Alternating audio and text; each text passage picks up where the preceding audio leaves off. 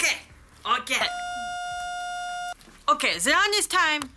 Because last time I wasn't sure. You got the tape rolling? What?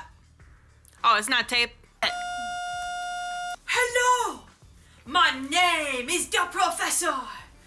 I paint pictures in the sky. And people love my art because it comes from the heart. And I am here today, back again. I know. Oh, round of applause.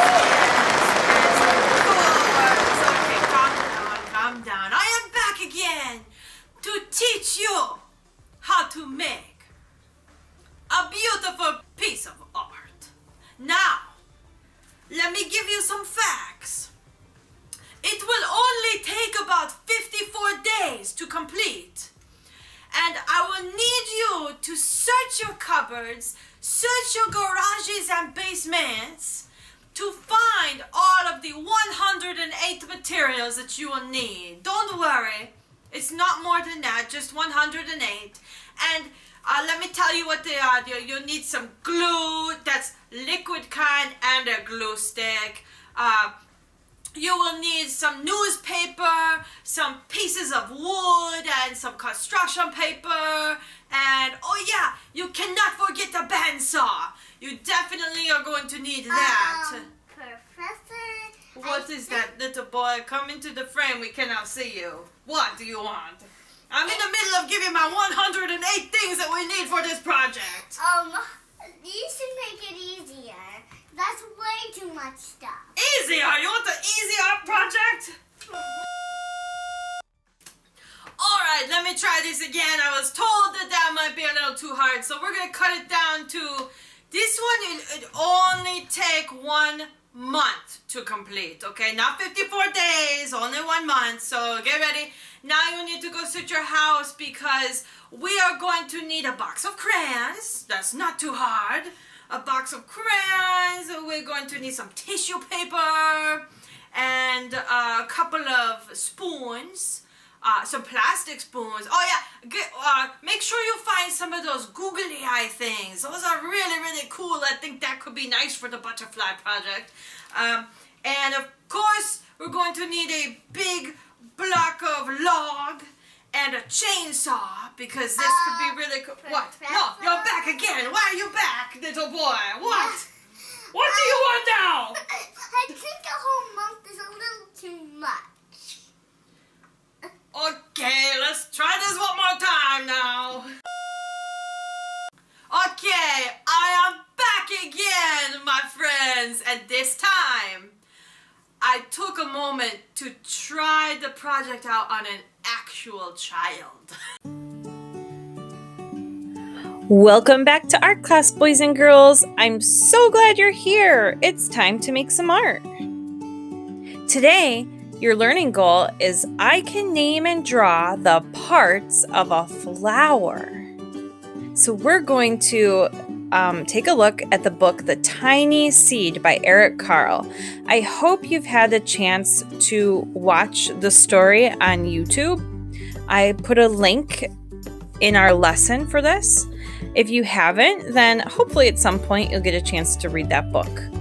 But if you haven't, it's about a tiny seed who travels through the air and gets planted in the ground and becomes a beautiful, really, really, really extra tall flower. So we're going to discover what happens to make a flower grow today. So we need to learn about the different parts of a plant. So here's our picture that we are about to create.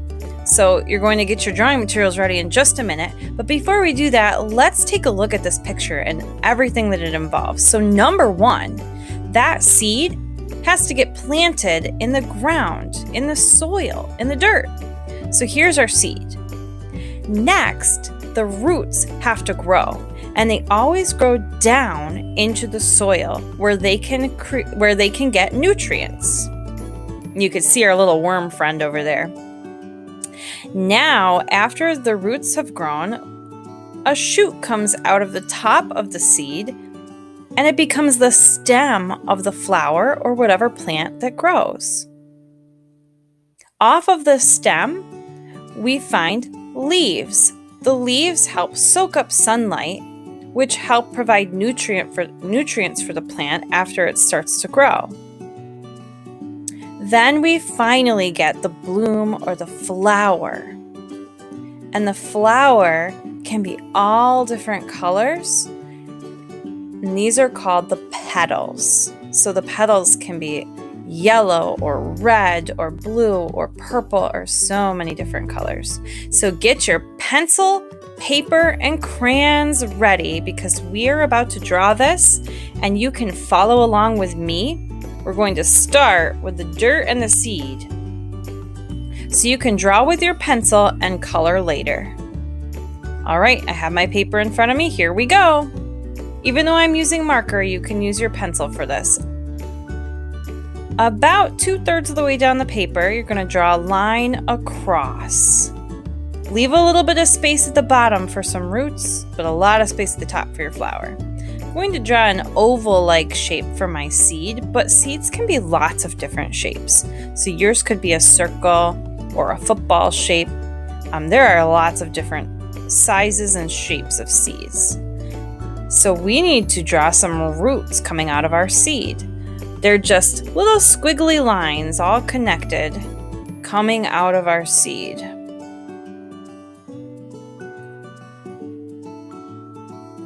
There's usually quite a few roots once the plant has had a chance to grow and establish itself in the ground.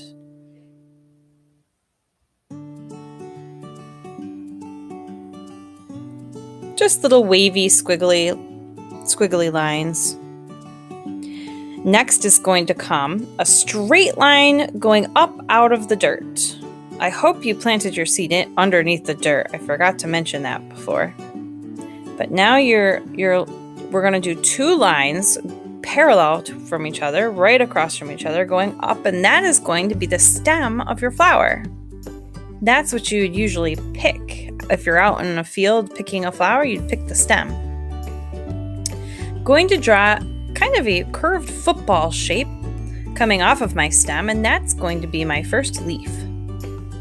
I'm going to draw 2 leaves today, but if you want to add more leaves, you can do that.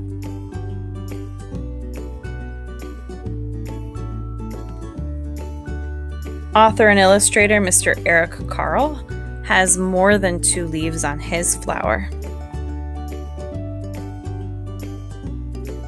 I'm adding these lines in the center of my leaf because if you've ever seen a real leaf, there are lines in there, and these lines help carry the nutrients throughout the leaf. It's like the veins of the leaf is what we call them. Kind of like your hand has veins if you look really closely, that our blood flows through our body. Well, these veins of the leaf carry the chlorophyll or the food throughout the plant. Up here, leave a little bit of space between our stem and the middle of the flower and draw a circle kind of floating above the stem a little ways. It looks funny right now, but then we're going to add this petal. So watch first and then you can do it. I'm going to add a petal to connect that. And it still looks really funny, but I promise in a minute it's going to all come together. We're going to keep adding petals all the way around your flower.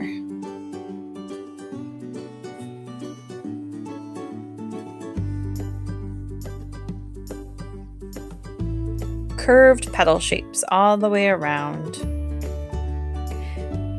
Now our flower is complete. We have the stem, the leaves, the petals, the roots, the seed, the dirt, even the veins of the leaves. But now we're going to add a couple little details and then we'll be able to color.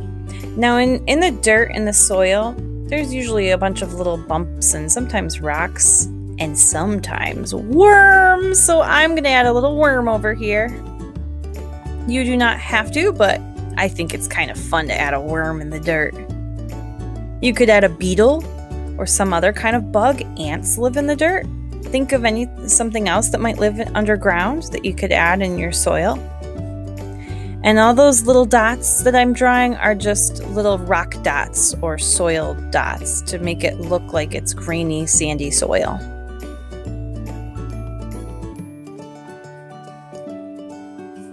All right, it's time to color. I'm speeding this up, but if you need to pause the video, you sure can. I have a pink worm, some brown for my dirt and my seed, green for my stem and leaves. I'm going to make my flower look like Mr. Eric Carle's flower from his book, A Tiny Seed. So I'm going to make my flower red with a yellow center, but you can make yours different if you want. I'm going to give my flower a blue sky because I just want it to look like a bright blue sky sunny day.